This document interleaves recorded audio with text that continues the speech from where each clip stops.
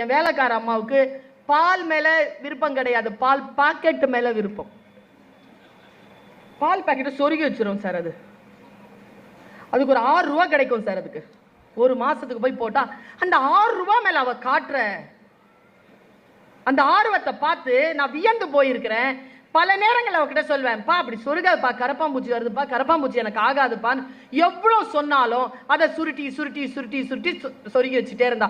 ஒரு நாள் கரெக்டா 7:45 நான் காலேஜுக்கு கிளம்பணும். கரெக்டா 7 மணிக்கு வந்து பாக்கெட்டை சொருகி வச்சா பாருங்க, ஒரு சத்தம் போட்டேன். எவ்வளவு தரம் உனக்கு சொல்றது? ஒரு விஷயத்த சொன்னா உனக்கு புரியாதா? அறிவில்லை உனக்கு? சொல்லிட்டேனா? அது ஒன்றும் செய்யலைங்க. அந்த அம்மா இந்த புடவை எடுத்து ஒதுரி சொருகி வச்சுட்டு தான் நின்றுச்சு வந்து சமைக்கிறதுக்கு.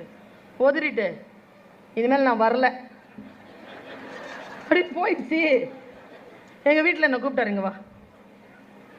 என்ன டைம்? 7:10. அது ஒரு 7:45 போடுறது இந்த சண்டையை. இப்போ யார் சமைப்பா? போய் நின்று சமைச்சிட்டு காலேஜுக்கு போ அப்படின்னாரா. என் முகம் ரொம்ப வாடி இருந்தது. சொல்லி கேட்டாருங்க, ஏன் திட்டினேன்? ஏங்க ஒரு வாட்டி சொன்னால் புரியாதாங்க?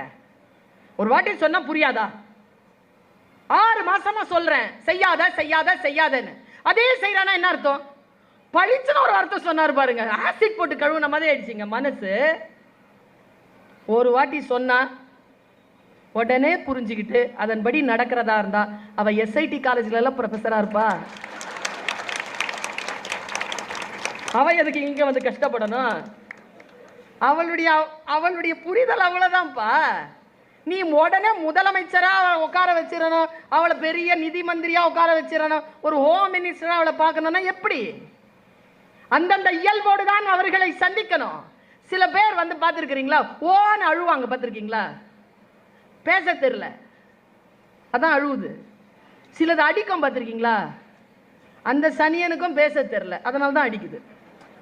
ரெண்டுமே ஒரே கேட்டகரி தான், அழறதும் அடிக்கிறதும். மொழி வரல. மொழி வந்துச்சுன்னா இப்போ என்கிட்ட சொல்லுங்களேன், நான் ஒரு 2 வார்த்தை சொல்வீங்க, நைட்டே சூசைட் பண்ணிடுவீங்க நீங்க. தெரியும் நமக்கு, பேச தெரியும். பேச தெரியாதவர்கள் என்ன செய்வார்கள்? மொழியை, முன்னால் இருக்கின்ற மனிதர்களுடைய மதிப்பை புரிந்து கொண்டுதான் அவர்களிடத்தில் நாம் பழக வேண்டும் என்பது எனக்கு சிந்தனை தான் சொல்லித் தருகிறது.